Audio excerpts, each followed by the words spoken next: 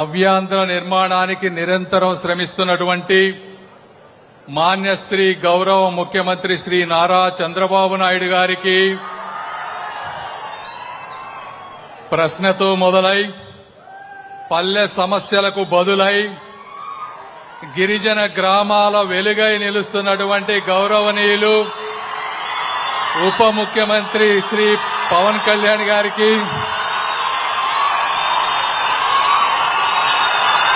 ग्राम विकास को, किसान कल्याण को और कृषि को अपने कंधों पर उठाकर चल रहे मध्य प्रदेश की प्रिय नेता ग्रामीण विकास कृषि एवं किसान कल्याण मंत्री श्री शिवराज सिंह चौहान जी, मेरे सहयोगी, मेरे मित्र, युवा शक्ति के प्रतीक ग्रामीण विकास राज्य मंत्री आदरणीय श्री कमलेश पासवान जी, వేదికపై కూర్చున్నటువంటి రాష్ట్ర మంత్రివర్యులు అనగాని సత్యప్రసాద్ గారికి, సత్యకుమార్ యాదవ్ గారికి, అదేవిధంగా ఈ కార్యక్రమానికి విశేషమైనటువంటి కృషి చేసినటువంటి అరవ శ్రీధర్ గారికి, ముక్కా రూపానందరెడ్డి గారికి,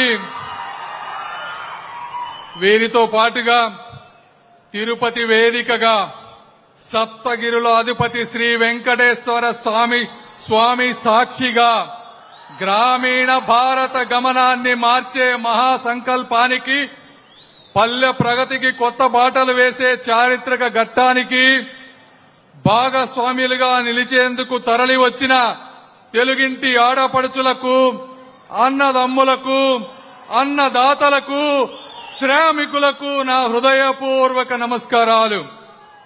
ఒక్కసారి చరిత్రలోకి వెళ్లి చూస్తే 2006లో ఆనాటి ప్రభుత్వం గ్రామీణ పేదలకు ఉపాధి కల్పించాలనేటువంటి ఒకే ఒక ప్రధాన ఉద్దేశంతో మహాత్మా గాంధీ జాతీయ గ్రామీణ ఉపాధి హామీ పథకాన్ని తీసుకొచ్చారు. అనంతపురం మన రాయలసీమ, రాగాల సీమ, అనురాగాల సీమ అయినటువంటి అనంతపురం జిల్లాలో బండ్లపల్లి గ్రామంలో దేశంలోనే తొలి ఉపాధి హామీ జాబ్ కార్డ్ మన దళిత ఆడబిడ్డ చీమల పెదక్క గారికి ఆ రోజున అందజేయడం జరిగింది. ఆ విధంగా ఆ ఘట్టం ద్వారా ఉమ్మడి ఆంధ్రప్రదేశ్ దేశానికి ఒక దిశను చూపించినటువంటిది. రాయలసీమ వంటి కరువు ప్రాంతాల్లో వ్యవసాయ విరామ సమయంలో గ్రామీణ కుటుంబాలకు ఉపాధి కల్పిస్తూ ఉపాధి కోసం జరిగేటువంటి వలసలను కొంతవరకు అరికట్టడంలో ఆ జాతీయ ఉపాధి హామీ పథకం కొంత పాత్ర పోషించింది. అయితే కొన్ని రాష్ట్రాలు కొన్ని సమయాల్లో ఈ పథకాన్ని ఎంతో సమర్థవంతంగా నిర్వహించారు. ఉదాహరణకి 2014-19 మధ్య మన గౌరవ ముఖ్యమంత్రి నారా చంద్రబాబు నాయుడు గారి ఆధ్వర్యంలో నారా లోకేష్ గారు పంచాయతీ శాఖ మంత్రిగా ఉన్నప్పుడు గ్రామాన సిమెంట్ రోడ్లు పడ్డాయి అంటే ఆ రోజు ఆ వ్యక్తులు ఆ పథకాన్ని ఉపయోగించుకొని అనేక డిపార్ట్మెంట్లని కూర్చోబెట్టి అన్ని నిధుల్ని ఒక పద్ధతి ప్రకారం తీసుకొచ్చి రోడ్లు వేశాం.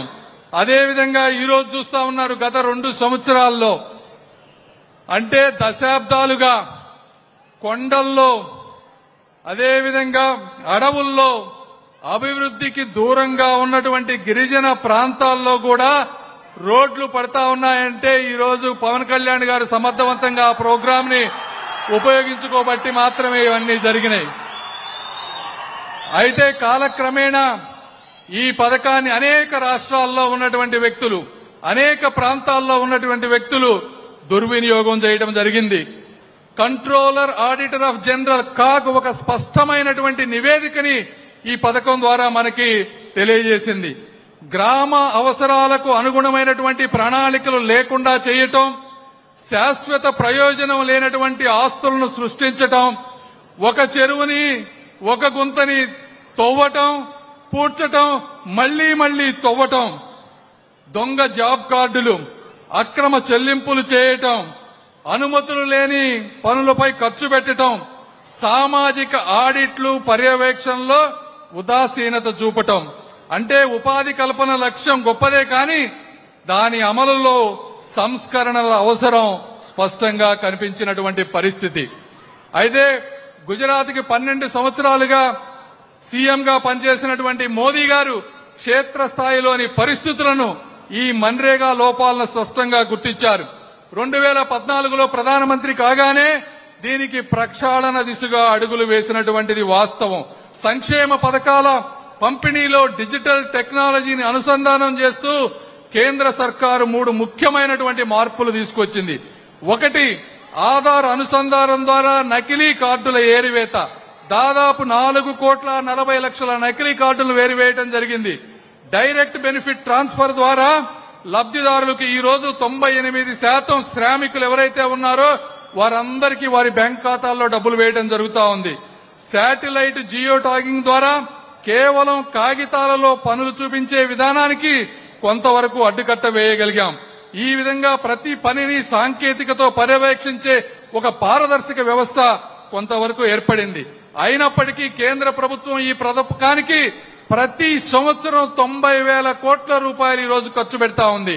అంటే మీరు 5 సంవత్సరాలు తీసుకుంటే దాదాపు 4,50,000 కోట్ల రూపాయలు గ్రామాల అభివృద్ధికి వెళ్తున్నా ఈ రోజు గ్రామాల్లో కావాల్సినటువంటి అన్ని సదుపాయాలు లేనటువంటి పరిస్థితి ఎవరు అవునన్నా కానన్నా వాస్తవం అని మీ అందరికీ నేను తెలియజేసుకుంటా ఉన్నాను. ఈ ఉద్దేశంతోటే పల్లెల్లోని పేద జీవితాల్లో నిజమైన మార్పు తీసుకురావాలనే ఒక చిత్తశుద్ధి, గ్రామ అభివృద్ధి పట్ల దూరదృష్టితో కేంద్ర ప్రభుత్వం తీసుకొచ్చినటువంటి ఒక చారిత్రాత్మక సంస్కరణే ఈ వీబీజీ రామ్జీ అని మీ అందరికీ నేను తెలియజేస్తా ఉన్నాను. పల్లెలను కేవలం ఉపాధి కల్పించే